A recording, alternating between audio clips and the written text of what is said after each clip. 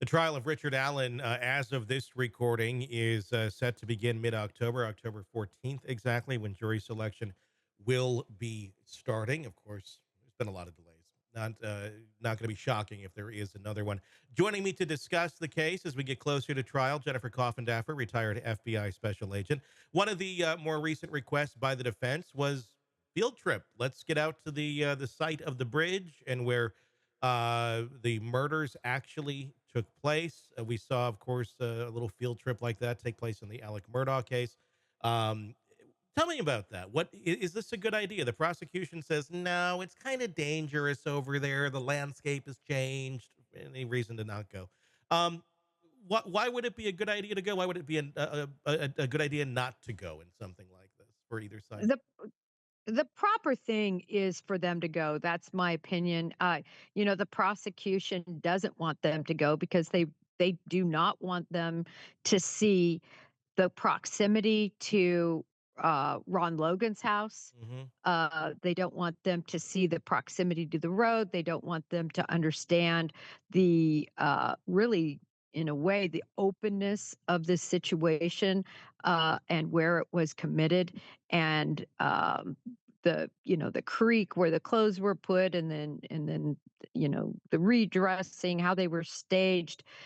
I can see why the prosecution doesn't want that because I just don't think it's in their favor. Even the down the hill portion of the tape that they're going to be watching and comparing to what they would see on that site visit, I think it's still going to be a great argument for the defense that this wasn't even him on the bridge. Hmm. The early on estimates by some very, in one instance, a very famous individual who said, "Listen, that person's 6 foot tall and was Ron Logan." Hmm. So um, there's a lot out there. I don't think the defense probably is going to be able to bring much of it up because the third party culprit theories were completely quashed by the judge. I think that's going to come up on appeal. I just can't imagine it wouldn't. I mean, to not be able to mount any sort of defense, to have everything not allowed is just really unheard of, I think, especially when the FBI special agent who was involved in this case merely a month after the girls died um, said specifically cited all the probable cause against the other individual, Ron Logan. I'm just saying that whether Ron Logan was involved or not, it certainly could plant a seed of reasonable doubt for a jury. And, the defense should be able to be made, in my opinion. Yeah, I mean, does it make a difference for them to see this spot in terms of going and looking and going, oh, do I think that guy over there is the one who could have done all of this? I mean, I suppose anybody, technically in a reasonable amount of shape could, execute this plan. Um, but does it really make a difference? I mean, why would that sway the jury to see that and go, I don't think it was him, just because of the setting versus it would be somebody else. Well, I think one of the things that's very important is the stature of Richard Allen. Richard Allen is a very short man. He's 5'4" on his driver's license, as I recall, and if you see his mugshot, he's somewhere between 5'4" and 5'5". He likely had shoes on during that mugshot. He's very small in stature. We can all see it every time he's brought in, and it looks like the agents and officers bringing him in are giants, but it's not that they're giants, it's that he's diminutive. Mhm. So if you look at that size and the amount of control that would be needed in this open space to control two young girls, but they weren't much shorter than him. Yeah. So there's, I think, could place some reasonable doubt because of the openness of the area. In other Mhm. words, why didn't they run? Was a lot of people think was somebody else involved? And again, these are just seeds of doubt that I think the defense team wants a jury to have to think about. Sure. Without being able to go into this case for Richard Allen, defending him as not being the Delphi murderer, they can't use any of the Odinism story. They can't use any of the third party culprit accusations and stories, and even, as you said, even an FBI agent came in and said, "Hey, look at all this." With that being said, how are they going to defend Richard Allen? I mean, what do they have left to stand on other than he's not your guy?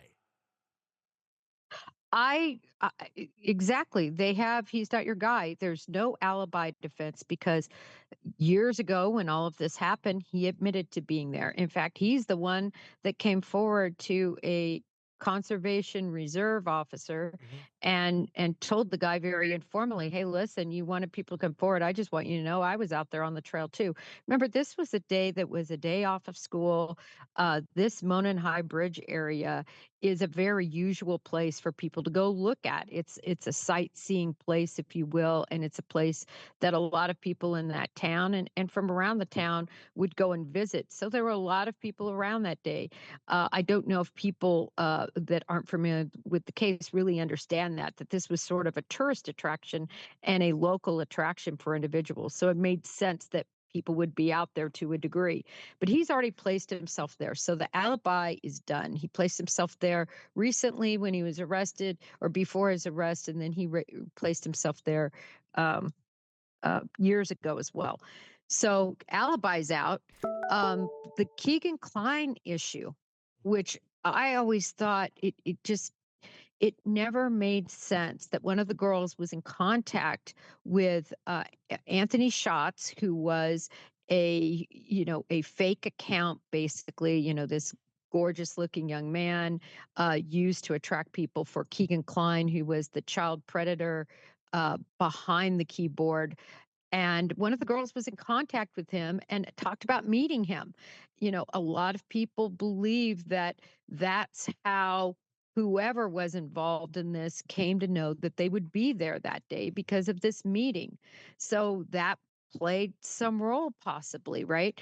And then of course we talked about Ron Logan and then the other theory that the defense wrote dozens and dozens of pages about was the Odinist idea because of how the girls were placed on the ground and what they said was a rune on the tree above the girls and so on. None of that's coming in. I don't know what in the world they could possibly use as any defense. How do you feel like this is going to turn out at the end of the day without them having much of a defense that they can even hang their hat on? Is this just going to be a quick conviction and then appeal, and then we get to redo all of this again in a year or two? This will be a really quick conviction, I believe. I mean, at this point, we have 5 confessions that were early on supposedly at the prison. Again, you know, screamed about it from the rooftops that prior to being convicted, immediately he was put in a state maximum security facility, 23 hours a day behind. Without any contact with anyone, supposedly eating papers and going crazy. And anybody who has ever looked at the photos of Richard Allen when he was arrested versus Richard Allen just a short time after that, being incarcerated like that, he had dropped, I don't know, I'm going to guess 50 plus pounds. He looked emaciated. He looked sullen. He had aged 20 years. I mean, just looks horrible. And it apparently, at least according to his attorneys, kind of lost his mind. But they're saying that the confessions he made were to his mom and to his wife, and they were legitimate, and that since then he's made many more. I just can't imagine he's not going to be found guilty, Hmm. especially if they can't bring in his state of mind. As was my next question, can they bring that up? Can they bring up, hey, and by the way, he made these confessions after being locked away like a sewer rat for the last year or two behind these walls, not getting out. And how would you fare in that sort of a thing? You'd probably admit to shooting Kennedy if you needed to, if you thought it was going to get you out of where you were at. I was thinking even more that his motivation wasn't to get him out, but more, Tony, that, maybe you're literally having mind games played with yourself.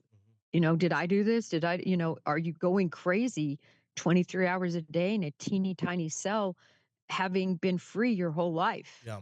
not in trouble your whole life. Did he literally lose his mind? Um, I don't know. I could see how one could, Yeah. for heaven's sakes. And if you're being But told over and over and over, you did this, you're a horrible yeah. person, being taunted by the guards. Yeah, if you're not in a good state of mind, I would imagine your brain could start conjuring up ideas of maybe I did do this. Yeah, it's something. I think the thing for many people. Look, whether he's guilty or innocent, he just should be treated like he's a convicted murderer already, from the standpoint of the conditions he was in. The other thing about this trial, Tony, that talk about a juxtaposition, say compared to the Karen Reed trial, for those who watched that case.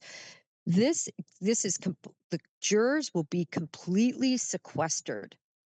Now, this is at the far end of what's typically done in a trial. It's very rare that you sequester jurors because it's such a hardship on them. It makes them want to get a trial over with early. They don't want to, right now this is scheduled for 5 weeks. Can you imagine just, okay, you're going to be in a hotel room for 5 weeks? Not only they are not allowed to have a television, they are not allowed to have any electronics of any kind or nature. They are completely shut off. So when you think about that, they're going to want to get this over with early. Almost like they're in Um, prison. yeah, yeah, it's very unusual to sequester like this, and no cameras allowed in the courtroom, but it goes way beyond no cameras. No electronic devices, Tony, so no one can live tweet, as an example. So a reporter can't sit in there and say this Yeah. happened and that happened. We've seen live tweeting be so effective for understanding what's happening. Um, and so you're going to have reporters taking these copious notes and then coming out and using their notes to explain what happened, which, as you and I both know, that misses out on all the nuances Yeah. of what really is happening. Why such secrecy? I mean, it just all then plays back into the conspiracy area of this whole case of okay, well, you're not going to admit this stuff, you're not going to do that, and now we can't talk about it. You're sequestered. It's just like they're doing everything they possibly can to kind of steer this the one direction they seem that they think that it should go, and that's not the role of a judge. This should be just getting to the truth, not let's steer it this way. Well, and Tony, it may go one step further, because possibly, and this is in the works, I don't know what the judge is going to rule, but that all exhibits, in other words, usually you put your exhibits up on some sort of, visual aid for the jury to see, for everyone to see, that's in the courtroom. But they're talking about even denying that, so that people watching, other than the jurors and the person testifying and the judge and the lawyers, but these exhibits will be limited to just those individuals, so no one in the public will even be able to see exhibits. That's what's on the table. We'll see what ends up happening. That's not how we do trials in the United States. That's just not how that works. But it's amazing that a single judge can decide this is how we're going to do it because that's what I want to do. It really is.